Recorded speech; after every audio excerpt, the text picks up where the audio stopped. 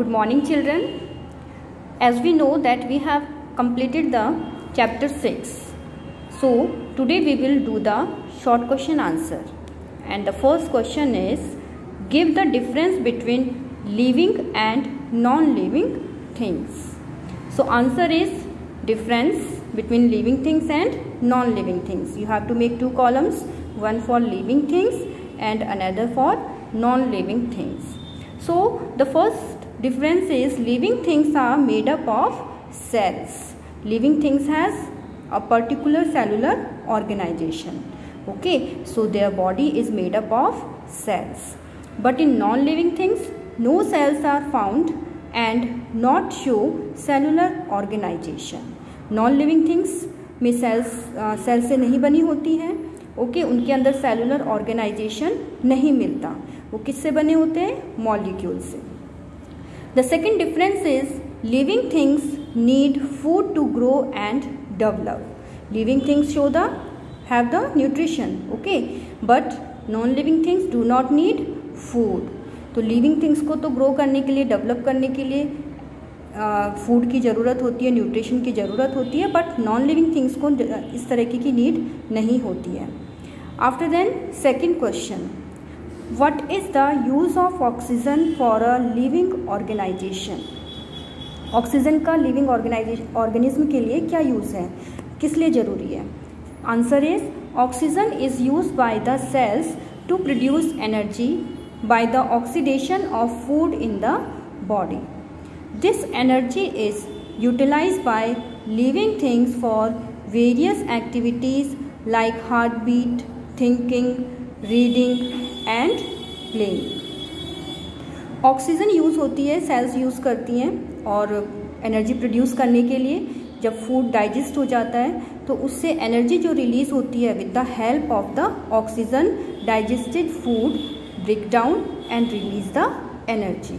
और यही energy living things की सेल्स यूज़ कर करके अपनी वेरियस एक्टिविटीज़ में लिविंग थिंग्स यूज़ करते हैं. जैसे इंटरनली जो प्रोसेस होते रहते हैं वो ऑटोमेटिकली उसमें भी एनर्जी की ज़रूरत होती है, लाइक हार्ट बीट, थिंकिंग.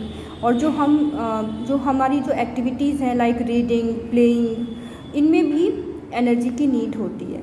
तो ऑक्सीजन की हेल्प से फूड ब्रेक डाउन होता है और एनर्जी रिलीज होती है. After then, third question, what do you understand by the lifespan of a living thing? Give examples. Lifespan means the period during which an organism completes its life cycle called lifespan. Birth से लेकर death तक के period को क्या कहा जाता है? Life span. Okay, this period is known as life span and it varies in the different organism. ये सब में अलग अलग होता है. For example, a tree may have a life span of hundreds of years. एक ट्री जो है उसमें लाइफ स्पैन कितना होता है? 100 ईयर्स का भी हो सकता है. कुछ हर्ब्स होते हैं, शर्ब्स होते हैं, ट्रीज होते हैं, तो सबके अपने अपने लाइफ स्पैन है. While the life span of bacteria is of a few minutes only. जबकि अगर बैक्टीरिया के लाइफ स्पैन की बात की जाए तो उसमें कुछ मिनट्स के लिए ही उनका लाइफ स्पैन होता है. After then they die. After then fourth question, pick out the living things from the following. Here some things are given like sugar, grass, honey, milk, fish, earthworm, mosquito and water. So identify the living things. Here so many things are given and you have to identify the living things. If you know about the characteristics of living things, so you can easily pick out the living things. Sugar is non-living. Okay, तो जितने भी characteristics बताए थे like cellular organisation, growth, respiration, excretion, तो sugar में ऐसा नहीं होता है. That's why it is a non living. Grass ये प्लांट की कैटेगरी में आता है, तो ऑब्वियसली इस ग्रास ग्रोथ भी शो करती है. ओके, और ग्रीन कलर होता है, न्यूट्रिशन, अपना खाना खुद बनाती हैं, ऑटोट्रॉफ्स हैं, सेलुलर ऑर्गेनाइजेशन होता है, मल्टी सेलुलर है, तो obviously it is a living things. honey is not a living thing. Okay, it is non-living. Milk, non-living. Okay, honey and milk we get from the animal, but these things are non-living things. Fish, fish is living. Animal है ना, fish animal की category में आता है, तो obviously fish is living thing. Earthworm, it is also living thing. Okay, mosquito, it is also living thing. And water, water is not a living thing, it is non-living thing.